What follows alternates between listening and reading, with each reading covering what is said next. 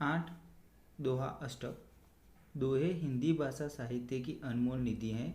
दोहे व्यवहारिक दृष्टांतों के माध्यम से सरल सहज रूप में जीवन, लोक, व्यवहार, गुण, स्वभाव, नीति, रीति आदि से परिचित कराते हैं। प्रस्तुत इकाई में कबीर, तुलसीदास और रहीम के चुने गए ऐसे ही दोहे संकलित हैं।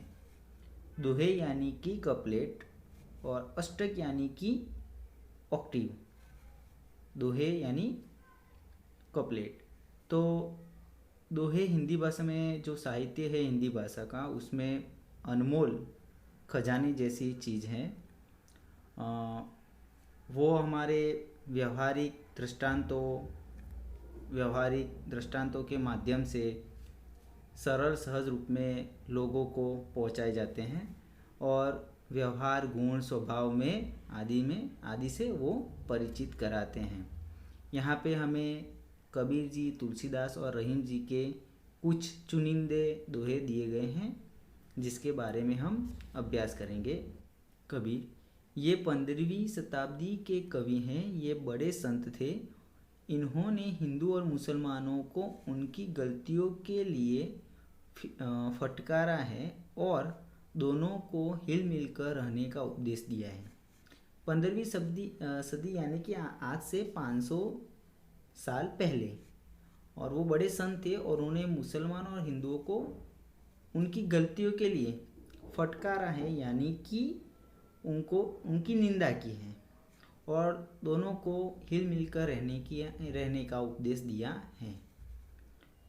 तुलसीदास, ये 16वीं शताब्दी के प्रसिद्ध राम भक्त कवि हैं। इन्होंने रामचरितमानस नामक प्रसिद्ध ग्रंथ लिखा है। 16वीं शताब्दी यानी कि आज से 400 साल पहले। और वह तुलसीदास राम भक्त हैं और उन्होंने रामचरितमानस नामक प्रसिद्ध ग्रंथ लिखा हुआ है। रहीम, इनका पूरा नाम अब्दुल रहीम खान खाना है। ये बड़े उदार और अनुभवी थे। हिंदी में इन्होंने बहुत ही सुंदर दोहे लिखे हैं। तो रहीम जी का पूरा नाम अब्दुल रहीम खान खाना है और वो बड़े अनुभवी थे और उन्होंने हिंदी में बहुत सुंदर दोहे लिखे हैं।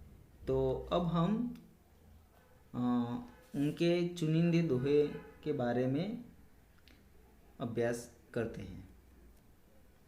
बड़ा हुआ तो क्या हुआ, जैसे पेड़ खजूर, पंथी को छाया नहीं, फल लागे अति दूर। इस दोहे में कबीर जी हमें बता रहे हैं कि बड़ा होने से किसी का महत्व नहीं होता। एक एग्जाम्पल दिया है कि खजूर का पेड़ बहुत बड़ा होता है, पर उसके बड़े होने से किसी को क्या लाभ है? कुछ लाभ हुआ है। जैसे कि मुसाफिर यानी कि पंथी यानी कि मुसाफिर, वो जब भी वहाँ से गुजरता है तो उसको छाया नहीं मिलती और उसके जो फल आते हैं वो भी बहुत दूर आते हैं, बहुत ऊंचाई पर होते हैं, तो फल की सफलता नहीं मिलती, यानी कि हमें फल नहीं मिलता। यानी कि बड़ा खजूर का पेड़ बड़ा है फिर भी किसी के काम में नहीं आता। तो ऐसे ही अगर कोई मनुष्य, कोई इंसान धनिक हो या फिर बड़ा हो और वह अगर किसी के काम में नहीं आता तो वो भी एक खजूर के पेड़ जैसा ही है, उसका कुछ भी महत्व नहीं है। साधु ऐसा चाहिए जैसा सूप सुभाए, सार सार को गही रहे, थोथा दे उड़ाए। यानी कि कबीर जी हमें बताते हैं कि साधु यानी कि सज्जन पुरुष सूप जैसा होना चाहिए, सूप के जैसे स्वभाव जैसा होना चाहिए। कि सूप यानी कि जो अनाज होता है वो साफ करने का एक साधन है। तो वो सूप क्या करता है? अनाज को अपने अंदर रखता है और जो कचरा होता है उसे फेंक देता है। उसी तरह साधु पुरुष को भी अच्छी तत्व वाली बातें ग्रहण करनी है और व्यर्थ बातें छोड़कर उसे त्याग करना चाहिए। व्यर्थ बातें होती हैं वो बातें छोड़ देनी चाहिए। माखी गुड़ में गड़ी रहे, पंख रहो लिपटाए, हाथ मले और सिर दुले, लालच बुरी बलाए। इस दोहे में हमें कबीर जी बताते हैं कि मक्खी जो होती है वो गुड़ खाने के लिए उस पर बैठती है, गुड़ पर बैठती है और उसमें फंस जाती हैं। उसके पंख गुड़ में चिपक जाते हैं, जो उसके पंख होते हैं वो गुड़ में चिपक जाते हैं और फिर वह कितना भी करे, कितना भी पछतावे, पर वो उसमें से नहीं निकल पाती, उसमें से छूट नहीं पाती। इसीलिए यहाँ पर कबीर जी कहते हैं कि लालच बुरी बला है, कि मक्खी गुड़ खाने की लालच में गुड़ पर बैठती है और वो वहाँ पे उसके पंख चिपक जाते हैं, उसमें से नहीं निकल पाती। तो लालच करने से कई बार हमें बहुत बड़ा नुकसान होता है, हमें मुसीबत में भी फंसाता है, लालच हमें मुसीबत में भी फंसाता है। अब हम जो दो दोहे देखेंगे वो तुलसीदास जी के हैं, तो देखते हैं। तुलसी इस संसार में भांति भांति के लोग, सबसे हिलमिल चाहिए नदी नाव संजोग। यानी कि तुलसी जी बताते हैं कि संसार यानी कि दुनिया पूरी भांति भांति यानी कि अलग अलग तरह तरह के लोग बसते हैं। सबसे हिलमिल चाहिए यानी कि हम सबको हिल मिल कर रहना चाहिए। नदी नाव संजोग, नदी हो या नाव हो, जैसे कि नदी और नाव का संयोग रहता है तभी दोनों में अच्छी तरह से बनती है, तो उसी तरह हम लोगों को भी नदी और नाव के जैसे रहना चाहिए। तुलसी हाय गरीब की कबहू न खाली जाए, मुए ढोर के चाम से लोह भस्म हो जाए। यहाँ पर तुलसीदास जी हमें बताते हैं कि गरीब की बददुआ, कबहू यानी कि बददुआ, कभी भी खाली न जाए, यानी कि गरीब जो इंसान होते हैं उसकी बददुआ जो होती है, हाय होती है, वो कभी खाली नहीं जाती। मुए ढोर, मुए यानी कि मरा हुआ जो पशु होता है, मरा हुआ जो पशु होता है उसकी ढोर की चाम यानी कि चमड़ी से लोहा भस्म हो जाए, यानी कि उसकी चमड़ी से लोहा जो होता है आयन वो भी भस्म हो जाता है। तो इस तरह मरे हुए पशु की चमड़ी से अगर लोहा भी भस्म हो जाता है, उसी तरह गरीब इंसान की बद्दुआ कभी भी निष्फल नहीं जाती। अब जो 3 दोहे हैं वो रहीम जी के हैं, उनके बारे में हम सीखते हैं। रहीमन धागा प्रेम का मत तोड़ो चटकाए, टूटे से फिर ना जुड़े, जुड़े गांठ पड़ जाए। इस दोहे में जी कहते हैं कि प्रेम के धागे को मत तोड़ना। एक बार टूट जाता है, प्रेम का धागा एक बार टूट जाता है तो वो फिर से नहीं जुड़ता, और जुड़ता भी है तो उसमें गांठ रह जाती है। पहले जैसे ही मिठास रखनी हो तो कभी भी धागा तोड़ना नहीं चाहिए।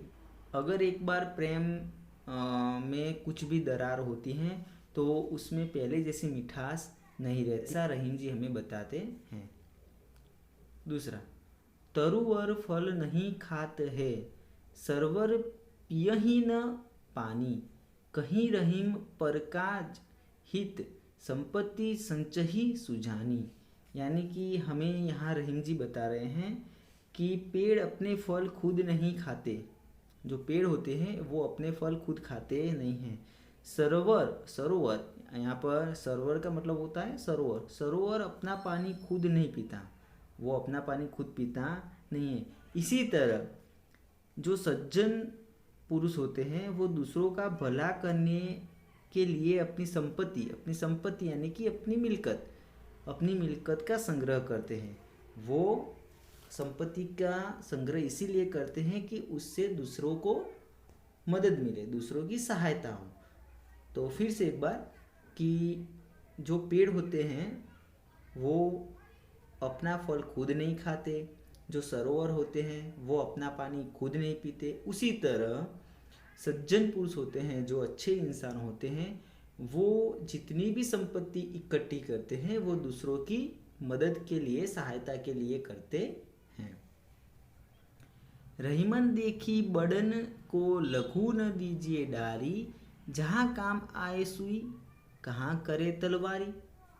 यहाँ पर भी बहुत अच्छी बात रहीम जी ने बताई है कि देखिए, रहीम जी कहते हैं कि बड़े लोग को देखकर छोटे लोगों की उपेक्षा मत करो। बड़े लोगों को देखकर छोटे लोग होते हैं जो उनकी उपेक्षा मत करो। जहाँ सुई काम आती है वहाँ तलवार काम नहीं आती। तलवार यानी कि तलवार, जहाँ पर सुई का काम होता है वहाँ तलवार काम नहीं आती। यानी कि यहाँ पर एक सुई और तलवार की बात बताई है कि अगर हमें कुछ कपड़ा है और उसे जोड़ना है तो वहाँ पर सुई काम आती है। वहाँ तलवार से हम कपड़े नहीं सिलाई करते, कपड़े की सिलाई तलवार से नहीं होती है, उसके लिए सुई काम आती है। और जब हम युद्ध में जाते हैं लड़ाई करने के लिए, अगर वहाँ पे आप सुई लेके गए तो आप वहाँ पर जीत नहीं सकते, वहाँ पर तलवार ही काम आती है। तो इस तरह से रहीम जी बता रहे हैं कि बड़े को देखकर हमें छोटे की उपेक्षा करनी नहीं चाहिए। जहाँ जिसका काम है वही वहाँ पर काम में आता है।